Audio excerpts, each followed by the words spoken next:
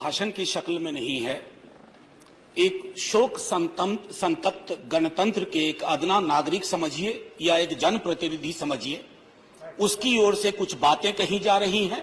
और सबसे पहले माफीनामा उन तमाम लोगों को जिनकी मौत को भी हम एक्नॉलेज नहीं कर रहे हैं, जो हम जान ही रहे हैं कि वो मारे गए। तो ये माफीनामा सर सिर्फ मेरा नहीं है। मैं इसलिए ये बात कह रहा हूं कि मई के महीने में मैंने 6 आर्टिकल लिखे। संसद चल नहीं रही थी, कहां अपनी शिकायत ले जाते, किससे कहते। मुझे भाजपा के मित्रों ने, कई साथियों ने कॉल किया, बधाई दी। मैं उनका भी एहतराम करता हूं और कहता हूं कि ये भरोसा इस सदन का है कि हम सबको एक साझा माफीनामा उन लोगों के नाम भेजना चाहिए जिनकी लाशें गंगा में तैर रही थी। किसी ने कह दिया ये, किसी ने कह दिया वो। सर दूसरी चीज, मैंने कल सेक्रेटरी जनरल साहब से बात करने की कोशिश की, बाकी जगह भी। किसी 2 सत्र के बीच में सर 50 लोगों की ऑबिचुअरी आज तक कभी नहीं हुई संसदीय इतिहास में। राजीव सातव की उम्र थी जाने की इस दुनिया से। रघुनाथ महापात्रा जब मिलते थे गले लगाते थे, बोलते थे जय जगन्नाथ। अचानक में वो नहीं है। ये पीड़ा व्यक्तिगत है, आंकड़ा मैं नहीं कहना चाहता हूं, मेरा आंकड़ा, तुम्हारा आंकड़ा। अपनी पीड़ा में आंकड़ा ढूंढिए। एक व्यक्ति नहीं है इस देश में, इस सदन में, सदन के बाहर, उस सदन में जो ये कहे कि उसने किसी जानने वाले को ना खोया हो। सर पीड़ा कह सकता हूं। ऑक्सीजन के लिए लोग फोन करते थे, हम अरेंज नहीं कर पाते थे। लोग समझते हैं सांसद है, ऑक्सीजन पहुंचा देगा। 100 फोन में पूरे दिन में शाम को बैठ के देखते थे, सक्सेस रेट 2, सक्सेस रेट 3। हमको कौन सा आंकड़ा कोई बताएगा साहब? हमको नहीं, किसी आंकड़े की बात नहीं करनी है। हमें देखना है कि जो लोग गए वो जिंदा दस्तावेज छोड़ के गए हैं हमारे फेलियर का। मैं आपकी बात नहीं कर रहा हूं साहब। आप कहिएगा 70 साल में कुछ नहीं हुआ, मैं उसमें जाना ही नहीं चाहता। ये कलेक्टिव फेलियर है 47 से लेकर अब तक की सारी सरकारों का। क्या बना दिया हमने? मुझे पता नहीं था कि अस्पताल और ऑक्सीजन का क्या रिश्ता होता है सर। ईमानदारी से कहता हूं, मैं मेडिकल बैकग्राउंड से नहीं आता हूं। सुबह से लोगों को दिखता था ऑक्सीजन ऑक्सीजन, रेमडेसिविर। मैं तो दवाइयों के नाम तक शुरू में सर प्रोनाउंसिएशन चेक किए कि कैसे उच्चारण करूंगा। ये हालत है। और तब हम आंकड़ों की बात कर रहे हैं, तब हम ये बात कर रहे हैं थैंक यू फलाना साहब, चिलाना साहब।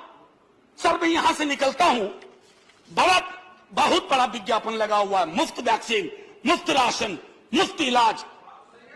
सर एक मिनट, मैंने किसी नहीं, please I don't want my time. मैं किसी दल की ओर से आज नहीं बोल रहा हूं। मैं दावे के साथ कहता हूं, मैं लाखों लोगों की ओर से बोल रहा हूं जो यहां बोलना चाहते हैं। अब मेरी बात सुनिए, आज शिकायत नहीं कर रहा हूं आपसे। ये वेलफेयर स्टेट है ना। एक साबुन की टिकिया अगर कोई गरीब गांव में खरीद रहा है ना सर, तो अडानी अंबानी के बराबर का करदाता है। आप उसको कह रहे हो मुफ्त वैक्सीन, मुफ्त इलाज, मुफ्त राशन। नहीं साहब, कुछ मुफ्त नहीं है, उसका स्टेट है। इस वेलफेयर स्टेट का कमिटमेंट है।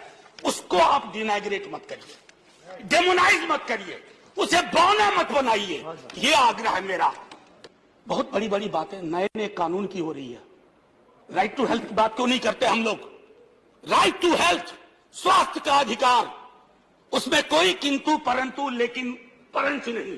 सीधे तौर पे स्वास्थ्य का अधिकार constitutionally guaranteed. Right to life के साथ लिंक करिए। किसी अस्पताल की मजाल नहीं होगी कि वो उस खिलवाड़ कर पाए उस राइट टू लाइफ का। करना नहीं चाहते। राइट टू वर्क, उस पर काम करिए। पॉपुलेशन को लेकर के बहुत बातें हो रही हैं साहब। डेमोग्राफी को डेमोग्राफर्स को छोड़ दीजिए, बड़ा संश्लिष्ट विज्ञान है, लेकिन ये हम कर सकते हैं इस सदन और उस सदन में। Right to life, right to work पर लेजिस्लेशन लाइए ताकि कोई आपदा आए। अभी तो हमारे लीडर ऑफ हाउस नहीं है, नए बने हैं। उनसे मैं कहता, जब वो रेल मंत्री थे, हॉस्पिटैलिटी सेक्टर के लोगों को निकाल दिया गया। इसी कोरोना काल में मैंने लगातार आवाज उठाई, कोई सुनने वाला नहीं है सर, कोई नहीं सुन रहा। अगर आप सांसद की नहीं सुन रहे हैं तो जो छोटे अदना संविदा वाले नौकरी से निकाले गए उसकी कौन सुनेगा सर? एक और अद्भुत चीज हुई इसी कोरोना के दौरान, माननीय उपसभापति महोदय, जब हाहाकार मचा हुआ था हॉस्पिटल के लिए, आईसीयू बेड्स के लिए, दवाइयों के लिए, यह हाहाकार जब मचा हुआ था, उस दौर में सर कई चीजें हुई, जिसमें से एक जो महत्वपूर्ण चीज मैं जिसका जिक्र करूंगा, उस हाहाकार में सरकारें, मैं सिर्फ केंद्र को नहीं कह रहा हूं, कई राज्य सरकारें भी नदारद थी। वो 1.5 महीना कैसे बिताया है इस मुल्क ने, हमारे सदन के कोई लोग बड़ी मुश्किल से बच के आए हैं, मैं नाम नहीं लूंगा, पूरे देश ने वो वक्त कैसे बिताया है, नाइटमेयर की तरह लगता है सर, डरावना लगता है। एक मेरा स्टूडेंट पढ़ा है, वह 37 साल का, हॉस्पिटल का बेड जब तक मैंने अरेंज किया वो दुनिया छोड़ के जा चुका था। मैं इसलिए बार बार इसको इसलिए ये कह रहा हूं कि इसमें व्यक्तिगत पीड़ा को ढूंढिए, तब हम इसका निदान ढूंढ पाएंगे। मेरी नाव तुम्हारी नाव, मेरा काल तुम्हारा काल, ये तो बहुत कुछ हुआ, इस भौकाल से आपको कुछ हासिल नहीं होगा। उस बीच में कहा गया कि सरकारें फेल नहीं की, सिस्टम फेल कर गया। अरे साहब, ये सिस्टम क्या है? बचपन से सुनते थे कि सिस्टम के पीछे व्यक्ति होता है, सिस्टम के पीछे एक संरचना होती है। अगर वो सिस्टम फेल किया है, चाहे दिल्ली में या किसी गांव की गलियों में, तो वहां की सरकारें फेल की। सिस्टम का नाम इसे मत दीजिए, क्योंकि यही वो सिस्टम बनाते हैं। मैंने एक शिकायत नहीं की सर, किसी से नहीं, किससे शिकायत करेंगे? आहत हूं, जगाना चाहता हूं स्वयं को भी, आपको भी, क्योंकि अगर गंगा में तैरती लाशें, सर जिंदगी में डिग्निटी चाहिए, मौत में उससे बड़ी डिग्निटी चाहिए।